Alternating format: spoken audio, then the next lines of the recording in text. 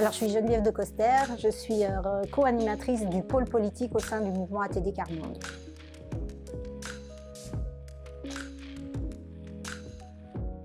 Alors, en fait, c'est une loi qui, au départ, vise à protéger les logements des occupations illicites. Donc, on l'appelle la loi anti-squat.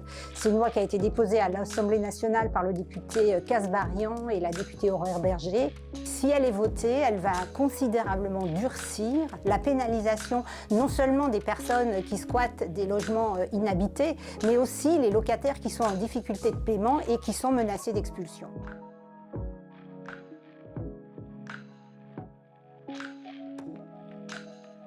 Pour une famille qui est en difficulté de payer son loyer, ça va raccourcir les délais dans lesquels elle pouvait saisir un juge qui pouvait procéder à un étalement de la dette et lui permettre de rester dans le logement en attendant de trouver une solution pérenne. Donc ce qui est scandaleux, particulièrement scandaleux dans cette loi, c'est que les personnes qui sont en état d'expulsion, si elles restent dans le logement faute d'avoir un autre logement en réalité, eh bien en fait elles vont avoir 7 500 € d'amende et une peine de prison de 6 mois. Ça vient en contradiction avec les politiques qui existent depuis presque 30 ans sur la prévention des expulsions.